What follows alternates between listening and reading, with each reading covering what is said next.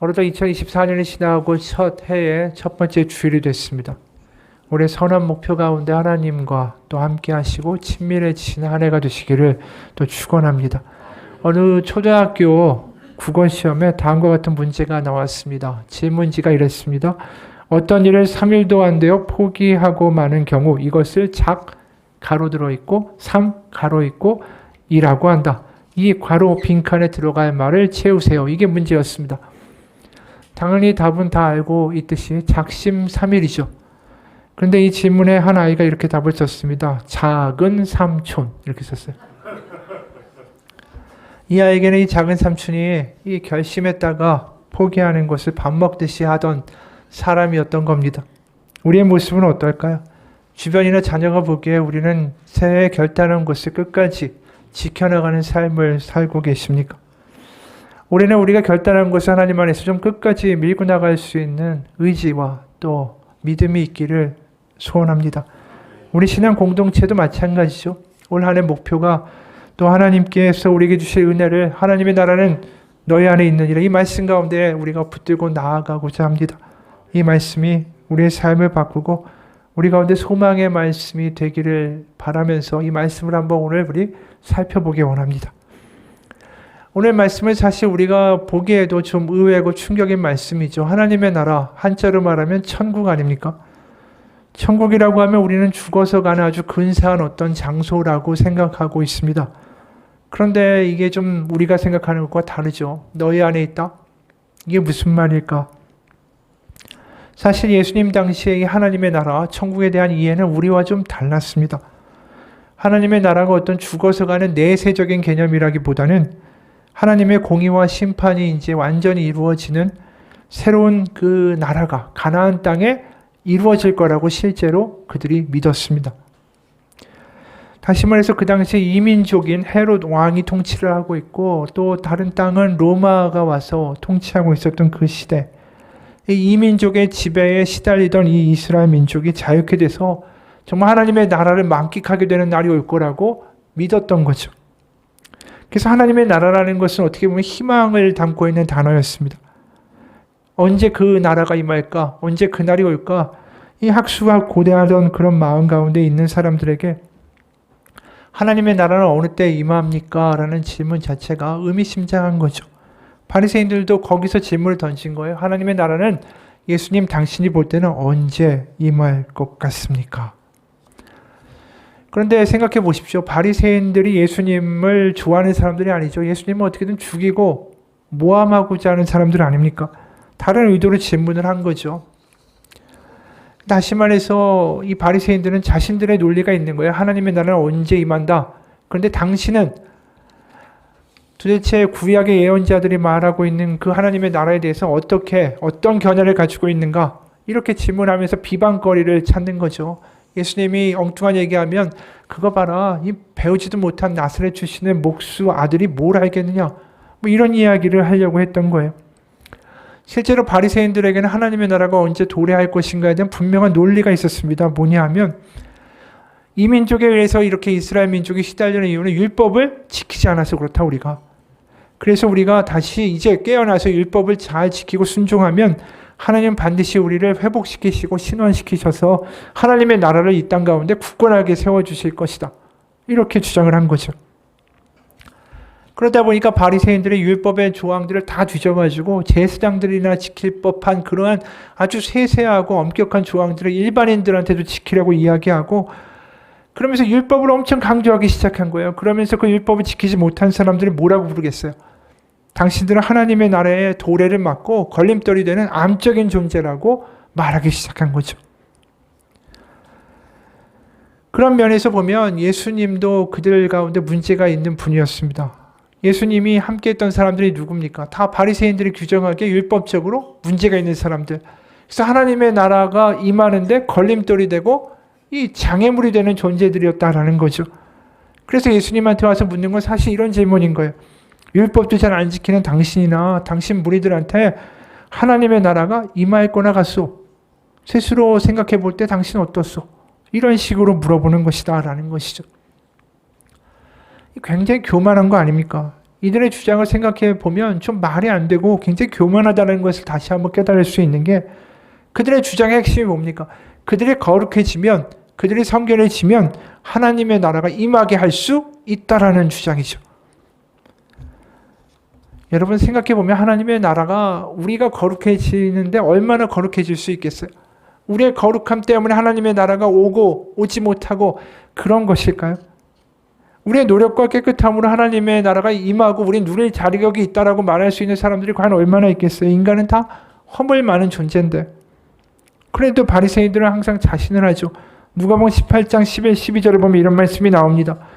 바리새인은 서서 따로 기도하여 이르되 하나님이여 나는 다른 사람들 곧 토색, 불의, 간음을 하는 자들과 같지 아니하고 이 세리와도 같지 아니함을 감사하나이다. 나는 일에 2번씩 금식하고 또 소득의 11조를 드리나이다. 이 이야기를 왜 성전 한복판에서 이렇게 떠들어대면서 기도하겠어요? 자신이 있다라는 거예요. 나는 하나님의 나라를 누릴 만한, 하나님의 나라의 백성이 될 만한 이런 자격을 갖추고 있습니다. 라고 기도하고 있다라는 거죠. 하지만 참 답답한 일입니다. 우리가 예를 들어서 인간의 기준에서 생각해보면 63빌딩이나 그 옆에 있는 빌딩을 볼 때 어떻습니까? 인간의 기준에서는 63빌딩이 우월하다, 높다라고 말할 수 있어요. 그리고 다른 말로 하면 다른 건물보다 하늘에 더 가깝다라고 말할 수도 있겠죠. 근데 그건 땅에서의 비교일 뿐입니다. 예를 들어서 하늘에서 보고 우주에서 보면 63빌딩이나 그 옆에 있는 건물이나 그놈이 그놈인 거예요. 다 차이가 없다라는 거죠. 우리가 하나님의 거룩함이라는 절대적인 기준에서 보면 이 땅에서 그 누구도 스스로 나는 거룩하다, 나는 쟤보다 좀 낫다, 그래서 하늘나라에 들어갈 자격이 있다라고 말할 수 있는 사람은 아무도 없다라는 거예요. 그렇기 때문에 하나님의 나라를 누린다라는 건 한마디로 은혜라는 것밖에는 설명이 안 되는 거죠. 그렇기 때문에 바리새인들이 오늘 물었던 이 질문, 하나님의 나라가 어느 때 임합니까? 이 질문에는 바리새인의 교만한 생각들이 숨겨져 있었습니다. 여러분, 여러분의 생각은 어떠세요? 우리가 어느 순간이라도 교만을 떨고 자신을 할 수 있는 존재들입니까? 절대로 그렇지가 못하죠. 어느 아내가 몇 달 전 남편과 함께 보낸 평범한 저녁 시간을 회상합니다. 그날 부부는 저녁을 먹고 텔레비전을 같이 시청했어요.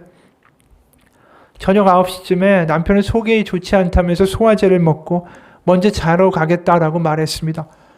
아내는 좀 더 난 이따가 잘래 하면서 내일 아침에는 속이 괜찮아졌으면 좋겠네 말하고 남편 볼에 뽀뽀를 해줬습니다. 1시간 반 정도 지난 다음에 아내가 자러 갔어요. 남편이 깊이 잠들어 있었습니다. 다음날 아침 잠에서 깬 아내는 뭔가 심상치 않음을 느꼈어요. 그리고 이렇게 말합니다. 나는 그냥 느낄 수가 있었어요. 옆에 누워있는 남편이 이 세상 사람이 아니란 걸 말이에요. 그는 30세 나이에 자다가 심장마비로 죽었습니다.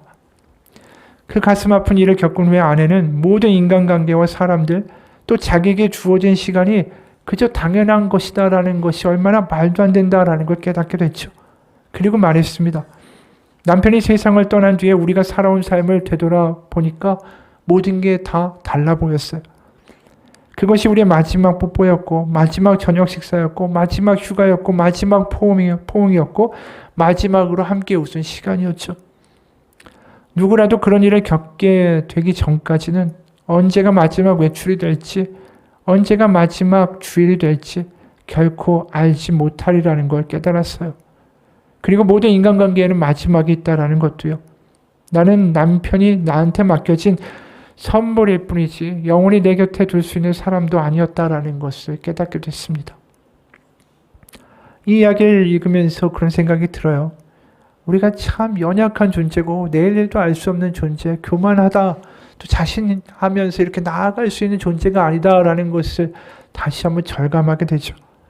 그래서 이제 누군가가 한 이 글귀도 굉장히 인상 깊었습니다. 저는 아내와 싸워도 다음날까지 분노를 가져가지 않습니다. 잠들기 전에 화를 다 풀어주고 잠이 들죠. 왜냐하면 오늘이 아내가 기억하는 나의 마지막 모습일 수도 있기 때문입니다. 혹시라도 오늘 잠에서 영원히 깨어나지 못한다면 아내가 기억하는 나의 마지막 모습이 환한 모습이길 바라지 않기 때문입니다. 아내가 기억하는 나의 마지막 모습이 아름답기를 바라기 때문에 잠들기 전에 꼭 화해를 합니다. 여러분, 이게 겸손한 거죠. 내일 일을 알지 못하는 존재가 1시간 앞에 일어날 일도 알지 못하는 존재가 지금 예수님 앞에 와서 뭐라고 합니까? 하나님의 나라가 어느 때 임합니까? 이게 얼마나 교만한 질문이겠어요? 우리도 그렇지 않습니까? 갑자기 하루아침에 계엄이 선포되질 않나? 갑자기 비행기가 추락해서 많은 사람들이 사망하지 않나?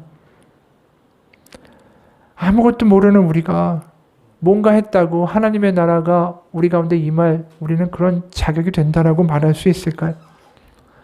말도 안 되는 바리새인의 질문에 대해 예수님 뭐라고 대답하시냐면 21절입니다. 하나님의 나라는 볼 수 있게 임하는 것이 아니요 또 여기 있다 저기 있다고도 못하리니. 여기까지는 당연한 말씀이죠. 하나님의 나라를 우리가 제어할 수 있는 게 아니다. 그런데 그 다음에 이어지는 말이 황당하죠. 하나님의 나라는 너희 안에 있느니라. 이게 웬 말씀이에요? 사실 우리가 여태까지 했던 논리의 흐름에 따르면 이렇게 이야기가 나와야 되는 거죠. 하나님의 나라는 볼 수 있게 임하는 것이 아니요 또 여기 있다 저기 있다고도 못하리니 하나님의 나라는 오직 그분만이 주관하신다. 이렇게 돼야 뭔가 자연스러운 흐름 아니겠습니까? 그런데 갑자기 하나님의 나라가 너희 안에 있다. 우리가 우리 자신을 보면 어떻습니까? 허물도 많죠. 시기 질투도 많고 변덕도 심하고 믿음도 그렇게 별로 좋지 못하고 하나님을 위해서 열심히 살지도 못한 우리 가운데 하나님의 나라가 있다. 참 믿기 힘든 일이고 당황스러운 일이에요. 근데 여기에 반전이 있고 여기에 복음이 있는 거죠. 왜냐하면 이 말씀이 진짜라면 이것이 하나님의 약속이고 하나님의 선포라면 우리가 해야 될 일이 뭡니까? 분명해지는 거예요. 내가 착해서, 내가 뭔가 해서, 내가 무슨 선한 일을 하고, 내가 뭔가 업적을 쌓아서 하나님의 나라에 들어가려고 애쓰는 것 자체가 믿음이 아니라, 그리고 또 저 사람 보면서 저 사람은 천국에 들어갈 만한 어떤 자격이 돼, 안 돼, 이런 판단하는 게 우리가 해야 될 일이 아니라, 우리가 해야 될 일은 뭐가 됩니까? 이미 우리 가운데 임하셨다고 하셨으니까, 그것을 누리는 게 우리가 해야 될 일이 되어버리는 거예요. 그분이 너희 가운데 하나님의 나라가 있다라고 말씀하셨기 때문이죠. 다시 말해서 하나님의 나라가 우리에게 주어진 선물이란 뜻이에요. 그것을 소유하고 지금 누리는 게 우리가 해야 될 일이고 그게 우리의 믿음이라는 거죠. 이 이야기가 좀 어려울 수 있습니다. 이 이야기를 조금 더 다른 측면에서 살펴본 게 마태복음 13장 44, 45절이에요. 천국은 마치 밭에 감추인 보화와 같으니 사람이 이를 발견한 후에 숨겨두고 기뻐하며 돌아가서 자기의 소유를 다 팔아 그 밭을 사느니라. 이 비유도 좀 당황스럽죠. 근데 요지는 하나예요. 하나님의 나라가 이미 밭에 묻혀 있다라는 거예요. 그러니까 그걸 발견하기만 하면 그것을 누리는 기쁨은 온전히 너의 몫이 된다라는 거죠.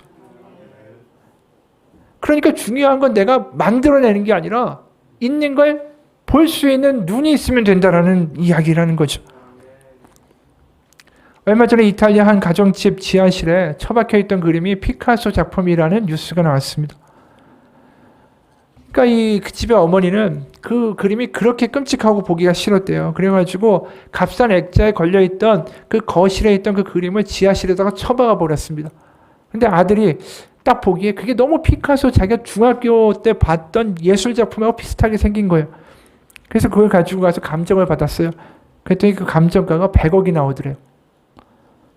만일에 그 감정 받기 전에 그 엄마한테 누군가 가서 그 지하실에 처박혀 있는 그림 나한테 내가 한 1,000만 원 줄 테니까 파시오. 그럼 그 엄마는 얼마나 기뻐하면서 그걸 팔았겠어요. 그리고 그림을 가진 사람은 행제를 했겠죠. 알아보는 눈이 없으면 그렇게 되는 거예요. 밭에서 보화를 찾아내고 그 발견할 수 있는 눈이 있는 사람은 그걸 가지고 누릴 수 있는 그런 일이 벌어진다는 거죠. 알아볼 수 있는 눈이 필요한 거예요. 그 다음 비유도 마찬가지예요. 45, 46절. 또 천국은 마치 좋은 진주를 구하는 장사와 같으니 극히 값진 진주 하나를 발견하며 가서 자기 소유를 다 팔아 그 진주를 사느니라. 누군가 진주를 발견했겠죠. 그런데 그 진짜 가치를 그 사람은 모른 거예요. 그러니까 이 장사꾼은 가서 돈을 주고 사서 그것을 소유하게 된 거죠. 그러니까 두 가지 비유는 다 한 가지를 말합니다. 하나님의 나라는 이미 주어졌다라는 거죠. 존재한다라는 거예요. 내 능력으로 만들어내거나 어떻게 하는 게 아니라 이미 주어지고 존재하고 내가 해야 될 일은 뭐냐면 그것을 발견하는 거다라는 거죠.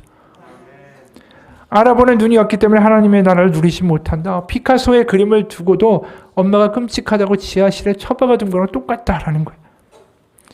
그럼 여기서 질문이 나오죠. 그럼 우리에게 주어진 하나님의 나라가 보이십니까? 아니면 이런 생각이 드십니까? 뭔 놈의 하나님의 나라가 눈앞에 있어. 야, 애들 키우느라고 정신없고 하루하루 밥벌이 하는 것도 힘들어 죽겠는데 내가 사람들한테 시달리는 것도 얼마나 지치는데 뭔 하나님의 나라야. 이렇게 이야기할 수 있어요. 심지어 많은 사람들이 교회를 다니면서도 이런 이야기 합니다. 사는 게 지옥 같다고. 어느 분의 글이에요. 요즘 걸핏하면 우는 소리와 비명소리, 뭔가 깨지는 소리가 이웃에서 들리는데 그 집 현관문에는 땡땡땡 교회에 다닌다는 표가 붙어 있었습니다. 한 번은 집에 불 내고 다 같이 타죽자라는 고함을 엿듣게 되고 너무나도 당황스러웠습니다. 또 그 집의 부부 다툼으로 우리 애들도 심리적인 영향을 받지 않을까 걱정도 됐습니다. 그러다 어느 날 복도를 지나가는데 이번엔 사는 게 지옥이라면서 악을 쓰고 죽고 싶다라고 소리를 지르기에 도저히 안 되겠다 싶어서 현관문을 두드렸죠. 현관문 여는 소리가 들리고 얼굴이 상기된 남편이 나왔습니다. 저는 옆집에 사는 사람인데 잠시 들어가도 되겠습니까? 옆집이라고 하니까 마지못해 승낙하고 들어오라고 하더군요. 잦은 부부싸움 소리가 들려서 우리 애들도 정서적으로 좀 문제가 생길 것 같습니다. 좀 자제해 주시면 안 될까요? 그 말에 미안했는지 답이 없었습니다. 그래서 말을 이어갔죠. 근데 사실 저는 그 문제보다 비교할 수 없는 더 큰 문제를 가지고 들어왔습니다. 현관문에 교회 다니신다고 하는데 맞습니까? 그 질문에 대답이 없었습니다. 방금 사는 게 지옥이라고 하면서 죽는 게 낫다고 외치던 고함 소리를 들었습니다. 제가 5분만 말할 기회를 주시면 어떨까요? 탐탁치 않지만 5분이라고 하니까 마지못해 승낙을 했습니다. 사는 게 지옥이라며 죽는 게 낫다고 하셨는데 지옥이 어떤 곳인지는 아십니까? 죽는다는 말씀 쉽게 하시면 안 됩니다. 지옥은 상상을 불허하는 고통을 당하는 곳이고 비명 지르는 것조차 사치로 느껴질 정도로 상상할 수 없는 그런 곳입니다. 그리고 그 고통만 무서운 게 아니라 한번 들어가면 영원히 나오지 못한다라는 것이죠. 만약 두 분이 지금 지옥에 있다면 차라리 살아생전에 지옥 같다라는 이 상황과 이 시간이 오히려 천국이었다라는 것을 느끼게 될 겁니다. 사람이 살아야 얼마나 살겠습니까? 천국 갈 기회는 지금 살아 숨쉬는 이 시간에만 가능한 거죠. 지나면 돌이킬 수 없습니다. 이 말에 두 부부는 머리를 떨구고 아무 말이 없었습니다. 교회 다니면서 지옥이라는 이야기는 얼핏 들어본 기억이 있었을 겁니다. 그러나 그 심각성에 대하여는 생각해 본 적도 없고 그저 교회만 다니면 구원받는다라는 생각만 있었나 봅니다. 그들과 인사하고 나오면서 한마디를 덧붙였죠. 천국은 교회 다닌다고 가는 곳이 아닙니다. 회개하고 거듭나서 이 땅에서부터 천국을 경험하며 살아가는 사람들이 가는 곳입니다. 그러니 무서운 지옥이 아니라 영원한 기쁨을 누릴 천국을 소망하며 먼저 가정에서부터 그 천국을 맛보고 살아가십시오. 이 이야기가 어떻게 들리십니까? 웬 오지랖이냐 이런 생각이 들 수도 있어요. 하지만 이분이 하는 이야기에서 중요한 건 뭐냐면 하나님의 나라가 이미 우리 가운데 주어졌다라는 것을 누리고 사는 게 구원이다라는 거예요. 죽어야 천국 가는 게 아니라 우리에게 믿음이라는 게 뭡니까? 그저 죽어서 나는 근사한 천국에 들어가는 입장권을 믿음으로 얻었다 이게 아니라 믿음은 내가 주어진 이 땅에서 하나님의 나라를 누리고 살아가는 게 믿음이라는 거예요. 그렇기 때문에 오늘 말씀이 대단한 말씀이죠. 하나님의 나라가 이미 우리 가운데 있고 그 믿음은 그것을 누리고 사는 것이다. 여러분 우리가 삶을 살면서 정말 힘들 때가 있습니다. 닥담되고 소망도 없고 하는 것마다 안 되고 건강도 안 좋고 그럴 때 사는 게 지옥 같다라고 말할 수 있어요. 하지만 그럼에도 그곳에 하나님의 나라가 있다라는 것. 그곳에 하나님의 나라가 존재한다라는 것을 볼 수 있는 게 믿음이라는 거죠. 최지은이라는 여성분이 있습니다. 이분이 명문대학을 졸업하고 해외 유학을 갔습니다. 그리고 해외 아주 유명한 기업들을 거쳐서 미국의 페이스북, 우리가 아는 페이스북 있죠? 그 페이스북에서 일을 하게 됐습니다. 잘 나갔어요.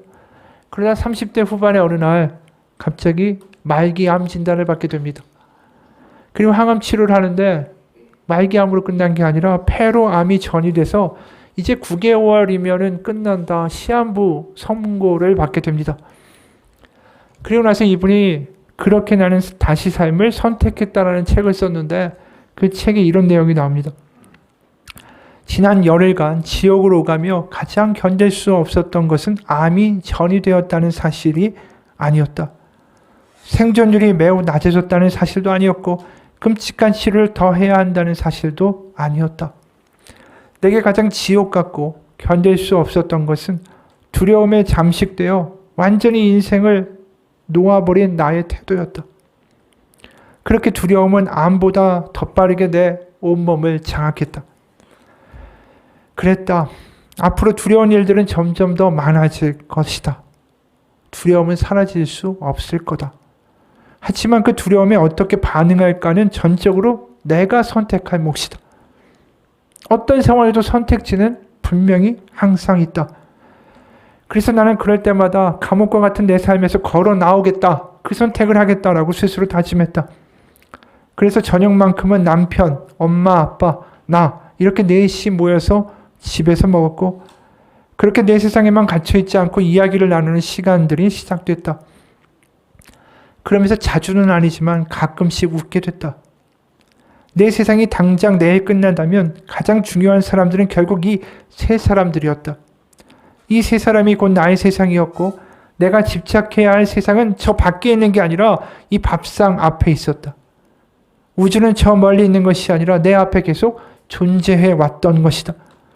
참 아이러니하게도 사기가 되면서 미래를 빼앗겼다라고 생각했지만 그 미래의 끝이 분명하게 보이는 순간에 미래를 생각하는 것은 더 이상 아무 의미가 없어졌고 그 순간에 오로지 지금 내 앞에 있는 사람과 내가 할 수 있는 일을 하며 가장 즐거운 시간을 보내는 것이 가장 중요해졌다.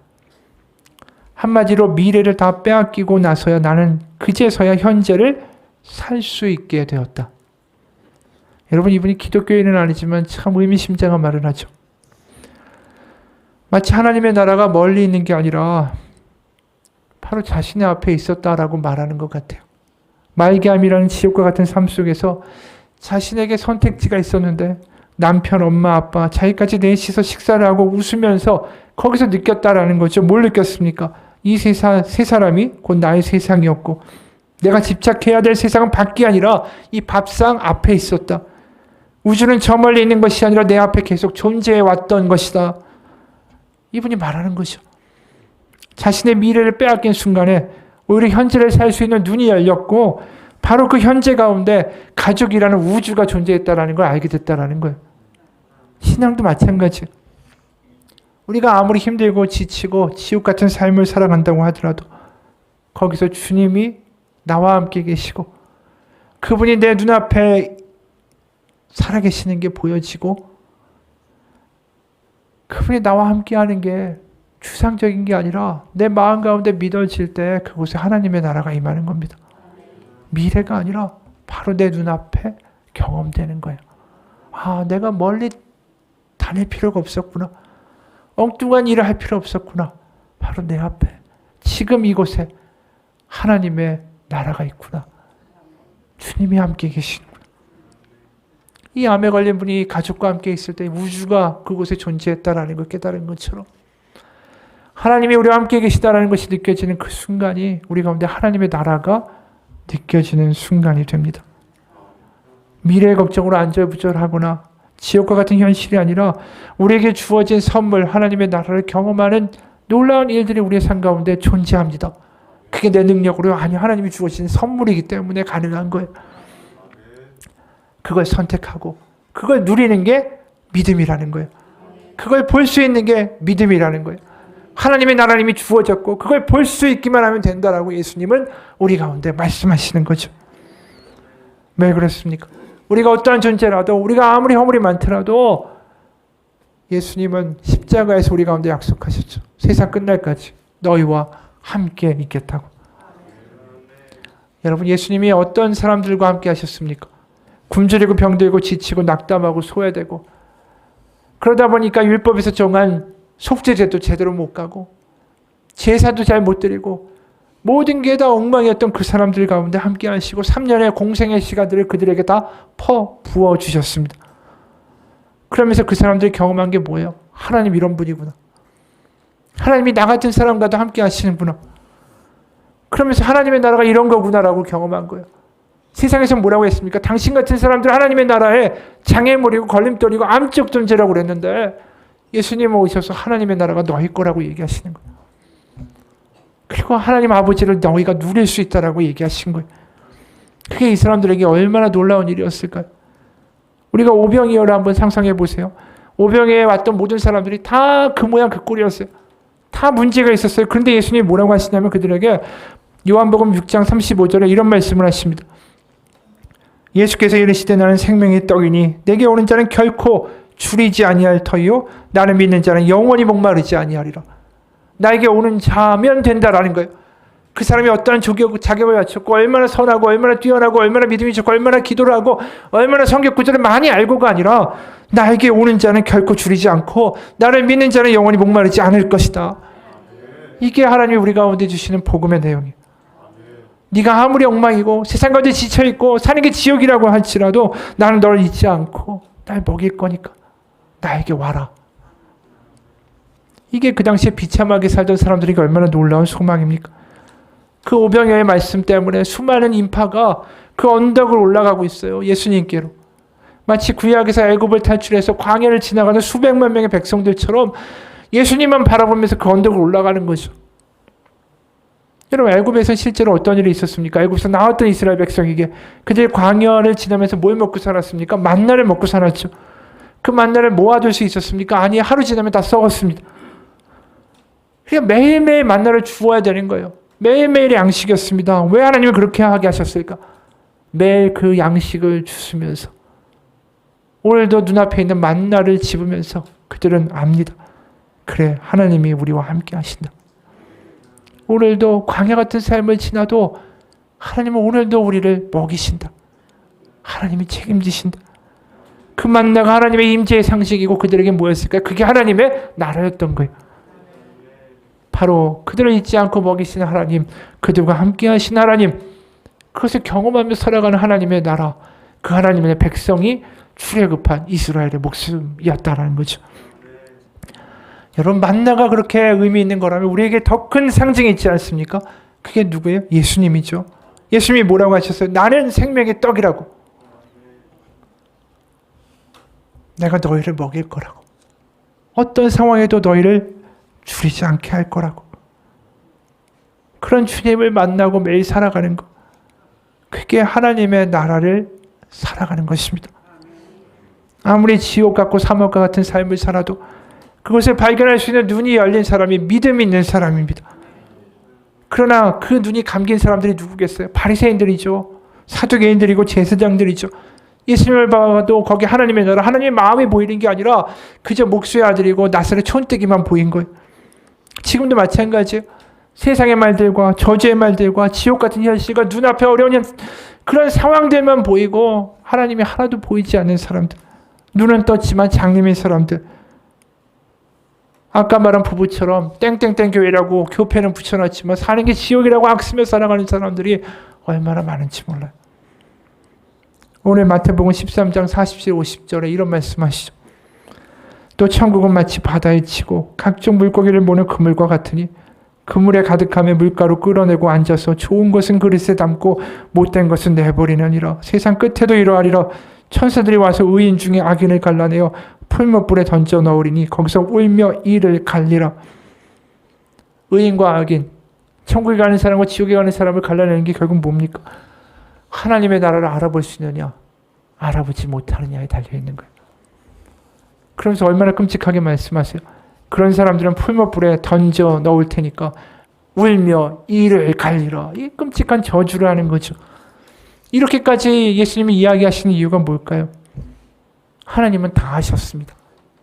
다 하셨기 때문에 그 아들을 십자가에 매달아 죽이기까지 하면서 우리와 어떤 상황에도 죽음까지도 함께하겠다는 하나님의 마음을 보여주신 거 아니에요? 하나님이 예수님 십자가에 못 박고 부활시키는 거 그 이상 더 하실 게 뭐가 있습니까? 우리가 그걸 보면서 언제까지 하나님의 나라가 어디 있어라고 투덜거릴 수 있겠어요? 그분이 나 같은 사람과도 함께 하시기 위해서 이 땅 가운데 오셨고 저주받고 모욕받고 시달리다가 처절하게 이 삶의 바닥에서 저 바닥에서 죽으셨다. 왜요? 나하고 어떤 상황에도 함께 하신 하나님의 힘을 보여주시기 위해서, 그 어떤 곳에도 하나님의 나라가 있다라는 걸 알려주기 위해서, 배반당하고 저주당하고 육신의 질고를 지고 가는 그 상황에도 예수님이 계셨다라는 건 그곳에 하나님의 나라가 있다라는 거예요. 결코 우리가 혼자가 아니라는 거죠. 근데 그게 언제쯤 돼야 우리 가운데 보이겠느냐라는 거예요. 누가복음 14장 16절 24절에 이런 말씀이 나와요. 세 번역입니다. 예수께서 그에게 말씀하셨다. 어떤 사람이 큰 잔치를 베풀고 많은 사람을 초대했다. 잔치 시간이 되어 자기 종을 보내서 준비가 다 됐으니까 오십시오라고 초대받은 사람들에게 말하게 하였다. 그런데 그들은 모두 하나같이 핑계를 대기 시작했다. 한 사람은 그에게 말하기를 내가 밭을 샀는데 가봐야 되겠소. 부디 양해해 주기 바라오 하였다. 다른 사람은 내가 결의소 5쌍을 샀는데 그것들을 시험하러 가는 길이오. 부디 양해해 주기 바라오 라고 말하였다. 또 다른 사람은 내가 장가를 들어서 아내를 맞아야 했소. 그러니 가지 못하겠소 라고 말하였다. 그 종이 돌아와서 그것을 그대로 자기 주인에게 일렀다. 그러자 집주인이 노하여 종도로 말하기를 어서 시내의 거리와 골목으로 나가서 가난한 사람들과 지체에 장애가 있는 사람들과 눈먼 사람들과 다리 저는 사람들을 이리로 데려오노라 하였다. 그렇게 한 뒤에 종이 말하였다. 주인이 분부대로 하였습니다만 아직도 자리가 남아 있습니다. 주인이 종에게 말하였다. 큰 길과 산 울타리로 나가서 사람들을 억지로라도 데려다가 내 집을 채워라. 내가 너에게 말한다. 초대를 받은 사람들 가운데서는 아무도 나의 잔치를 맛보지 못할 것이다. 이 잔치가 뭘까요? 하나님 나라예요. 지금 하나님의 나라를 거부하는 사람들이 있어요. 무슨 하나님의 나라가 있어? 사는 게 지옥 같은데. 눈에 보이는 것만 믿고, 바리새인들도 그렇죠. 눈에 보이는 것만 믿는 거예요. 저 사람은 나사렛 촌뜨기고 목수의 아들이라고. 그랬더니 정작 하나님의 나라, 예수님을 받아들인 사람들이 누굽니까? 하나같이 다 저주받던 사람들이었다라는 거예요. 여러분, 바리새인이나 사두개인이나 이런 사람들이 아니에요. 정말 하나님의 나라가 보였던 사람들이 누구냐 하면 가난하고 지체에 장애가 있고 눈 멀고 다리 절고 심지어 큰 길과 산 울타리로 나가서 거기 사는 사람들이었습니다. 울타리 바깥에 있는 사람들이라는 게 무슨 뜻일까요? 문둥병자예요. 왜냐하면 이 마을에 경계선을 울타리에 쳐놓죠. 그 안으로 절대로 들어오면 안 되는 거예요. 왜냐하면 그 사람들이 전염시킬 수 있으니까. 근데 그 사람들을 뭐라고 합니까? 장애 있고 지체 있는 사람들 데리고 오라. 그리고 울타리 바깥에 있는 사람은 어떻게 하라고요? 억지로라도 데려다가 내 집을 채우라고 해요. 왜 그러겠어요? 아니, 나 갈 수가 없습니다. 나 가면 거기 가면 율법대로 돌 맞아 죽을 겁니다. 내가 어떻게 거기 갑니까? 그리고 장애 있고 지체 문제가 있는 사람들 내가 어떻게 거기 갑니까? 내가 갈 수 있는 자격이 어떻게 됩니까? 가면 나는 거기서 비방이나 받을 겁니다. 그랬더니 억지로 데려오래. 억지로 잡아 끌어서라도. 왜요? 하나님의 나라가 우리가 믿지 못할 정도로 우리에게 열려있기 때문이라는 거예요. 여러분, 우리가 어떤 상황이 되든 간에 그곳에 하나님의 나라가 열려 있습니다.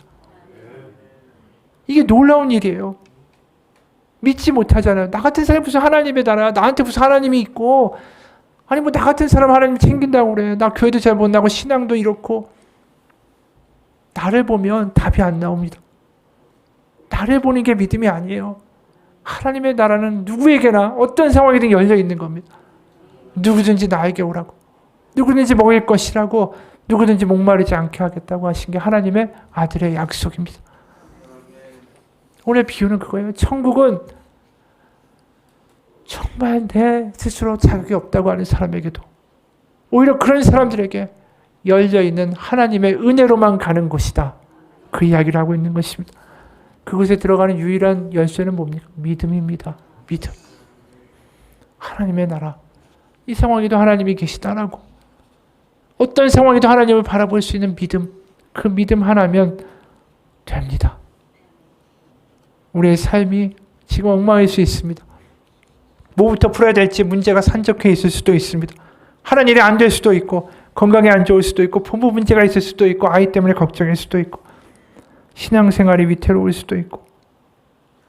그래도 한 가지가 있으면 됩니다. 그래, 지금 이곳에 하나님 아버지가 계신다. 그 믿음 하나로 돌아가면 됩니다. 하나님의 나라는 지금도 우리 가운데 열려 있습니다. 오직 은혜로 열려 있습니다. 그게 복음인 겁니다. 마지막 한 이야기로 마치죠. 대전의 유명한 빵집 성심당이라고 있습니다. 그 창업주 임길순이라는 분이 가족을 데리고 북한에서 흥남부두에서 미군 수송선을 타고 거제도까지 내려왔습니다. 하지만 먹고 살 길이 막연해서 다시 상경해야 되겠다라고 결심했습니다. 1956년 임길순 이 가족이 진해에서 기차를 타고 상경하던 길에 기차가 하필 대전역에서 멈춰섰습니다. 당시 기차가 멈춰서면 언제 출발할지를 알 수가 없었어요. 그래서 모든 것 하나님의 뜻이다라고 여기고 대전에서 살아야 되겠다라고 작정했습니다. 이북에서도 아주 독실한 카톨릭 신자였던 이분이 제일 먼저 한 게 뭐냐 하면 대전역에서 가장 가까운 성당에 찾아간 겁니다. 그리고 신부님한테 그 상황을 얘기하니까 신부님이 이 가족의 사정을 듣고는 밀가루 2푸대를 줬습니다. 그 밀가루로 이 임길순 씨는 대전역 앞에 천막을 치고 찐빵을 만들어서 팔기 시작했어요. 그게 성심당의 시작이었습니다. 왜 이름을 그렇게 줬냐면 성당이 하나님의 집 아닙니까? 이 빵집의 이름이 성심당이라는 것은 하나님의 마음이 있는 집이라고 지은 거예요. 그리고 역전 노점 시절부터 매일 빵이 나오면 주변에 나눠주기 시작했습니다. 그러다가 2년 만에 대전역 앞에 월세로 가게를 얻게 됐고 그로부터 9년 뒤에 대흥동 성당 건너편인 지금의 자리로 이전을 했대요. 지금은 거기가 번화가가 됐지만 이전할 당시에는 성당만 딱 있고 나머지는 싹 다 벌판이었습니다. 근데 왜 그런 데로 옮겼을까요? 빵집이 그런 데 가면 장사 안 될 거 아니에요. 역 앞에 있어야지. 옮긴 이유가 딱 하나였습니다. 성당 종소리를 매일 가까이서 듣고 싶어서. 이 창업수 임길순 씨는 그렇게 성당과 함께 봉사활동을 시작했어요. 신부님이 형편 어려운 이웃의 주소를 알려주면 밤에 빵집 일을 다 끝내고 그 집들을 찾아다니면서 몰래 빵을 다 넣어줬습니다. 그리고 성당에서 장례를 치러주는 모임이 연령회라고 있는데 거기서 20년 동안을 이 장례 중에서도 가장 굳은 일, 염하는 일을 담당했어요. 시신을 씻기고 수의를 입히고 연포로 싸서 입관하는 일까지 다 했습니다.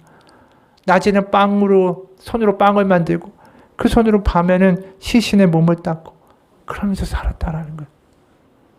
여러분 이분이 하나님의 나라를 살아낸 것 같지 않습니까? 피난민이었죠. 돈 하나도 없었어요.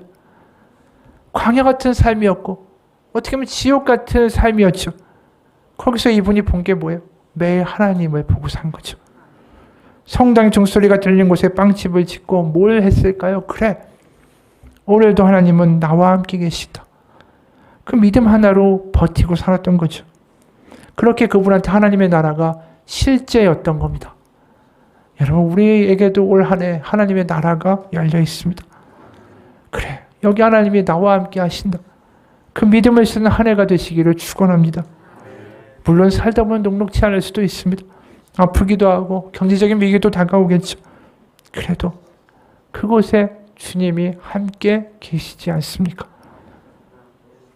오늘 억지로라도 데려다가 내 집을 채워라. 그런 주님의 은혜가 우리 가운데 있지 않습니까? 내가 믿음이 부족하고 못나도 억지로 데려가서라도 채우라고 하시는 주님의 음성처럼 우리 가운데 하나님의 나라가 있습니다. 내가 보잘것없고 내가 못나고 내가 실패했고 내가 이 모양 이 꼴이라도 그게 문제가 되는 게 아니에요. 매일 주님을 구하십시오. 찾으십시오. 두드리십시오. 그분이 함께 하시는 것이 우리의 삶에서 경험될 것입니다.